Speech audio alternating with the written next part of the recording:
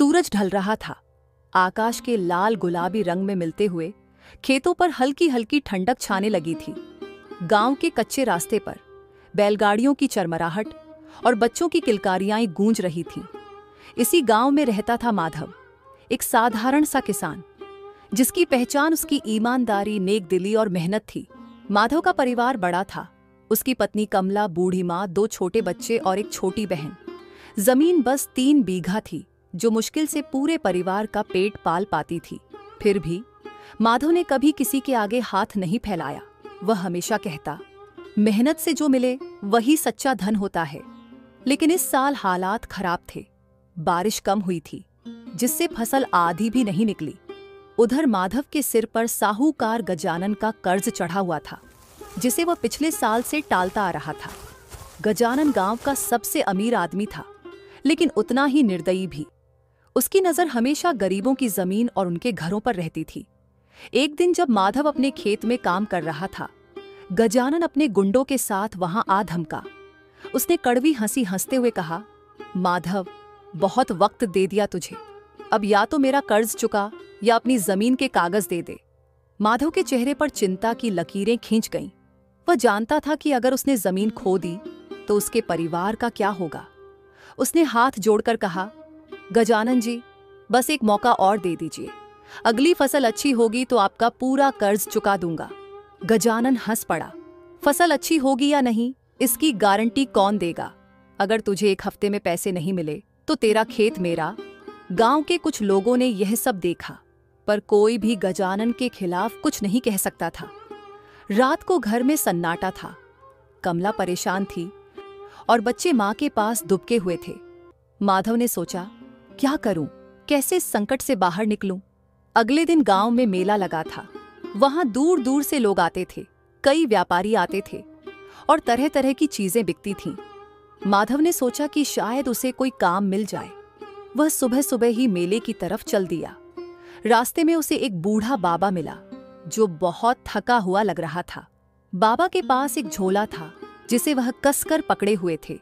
माधव को देखकर बाबा ने कहा, बेटा, मैं बहुत दूर से आ रहा हूं। मेरा गांव खो गया है और मेरे पास जो कुछ था सब यही झोले में है।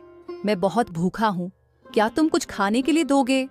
माधव के पास खाने को ज्यादा कुछ नहीं था। बस 2 रोटियां और थोड़ा सा गुड़ था जो कमला ने सफर के लिए दिया था। उसने वह बाबा को दे दिया। बाबा ने मुस्कुराकर आशीर्वाद दिया और कहा, बेटा, तुम बहुत अच्छे इंसान हो। भगवान तुम्हारी मुश्किलें जरूर हल करेंगे।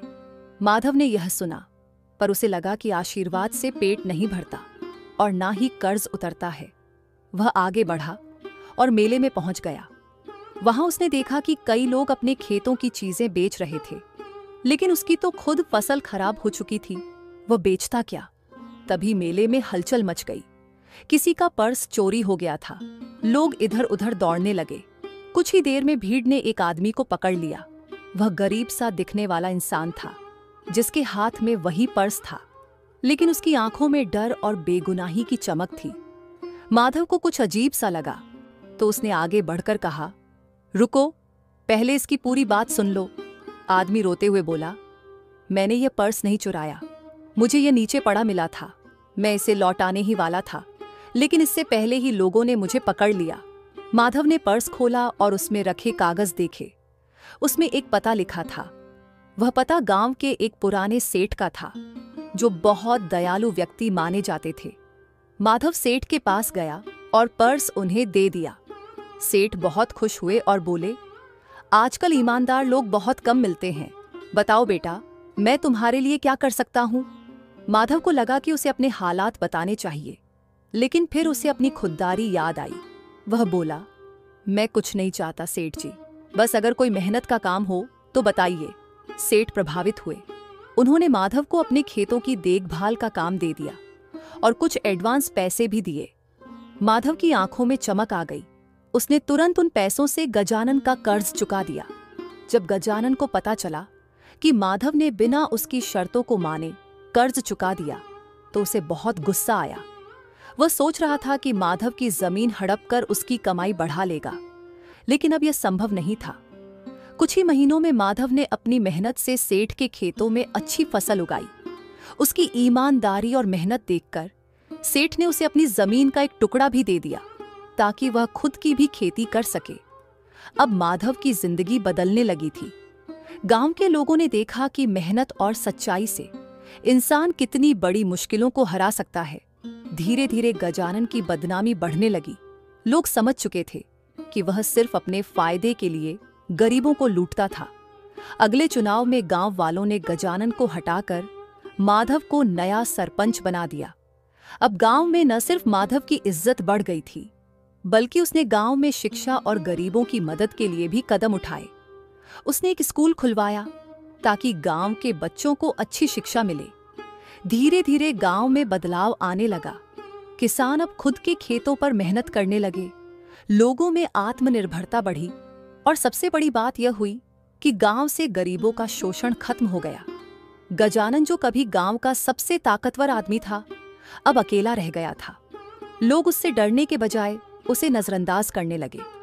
उसकी सारी संपत्ति धीरे धीरे बिक गई और वह गांव छोड़कर चला गया। कुछ सालों बाद वही गांव जो कभी साहूकारों के डर से कांपता था, अब आत्मनिर्भर बन चुका। माधव की मेहनत और ईमानदारी ने न केवल उसका बल्कि पूरे गांव का जीवन बदल दिया। कृपया हमें सपोर्ट करें और इस चैनल को सब्सक्राइब करें। अगर आपको ये वीडियो पसंद आया हो तो कमेंट करके जरूर बताएं। आपका बहुत बहुत धन्यवाद।